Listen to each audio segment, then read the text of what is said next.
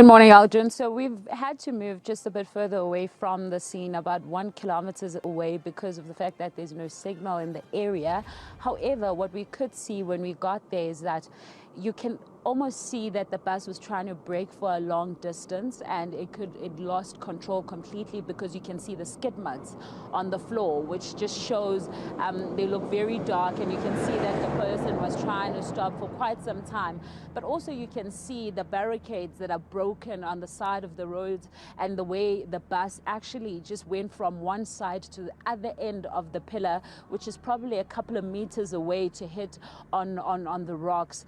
The bus is completely flattened. You can see that it just burnt, and everyone's clothes is on the floor. You can still see some of the marks from the blood. It's just a sad one, and you can just see Aldrin, that it was just a gruesome accident when it happened. And the people that had seen, because we did speak to some of the communities that had gone to see what was happening, they're explaining to us that when they were there, it was very difficult to watch, that it was almost traumatic for them to watch, even though they were not happy, of course, to speak to us on camera, but they were just saying it's almost traumatic. What we understand at this very point, having spoken to traffic in Limpopo, is that so far the police have been able to take out 20 bodies. So they are expected at about 9 o'clock to come back here and continue searching for more bodies.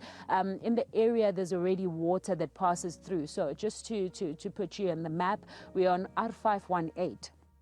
We are told that the option from Batswana that mainly people use would be the N11, but people then use this R18, and it's very mountainy and it's very windy, so it requires somebody that really knows the area, which is what a lot of people think happened, that maybe the driver did not know the area and had difficulties driving in the area. But of course the police are still investigating all of that, and there's water just underneath that bridge. So as you stand there, you can see people's clothing. You can see some of the items going through that river, some of the stuff that just flung on the outside of the river. So you can just imagine how difficult it has been.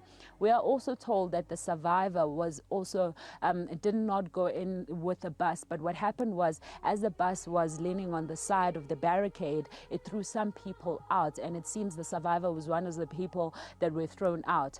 And by the time it crashed, there were some of the people that flung out, being thrown into the trees, and so some of the bodies had to be collected from there. And of course it burnt completely into ashes, so there's some of the DNA that now has to be looked into, just to ensure that everyone's body or everyone's remains have been found.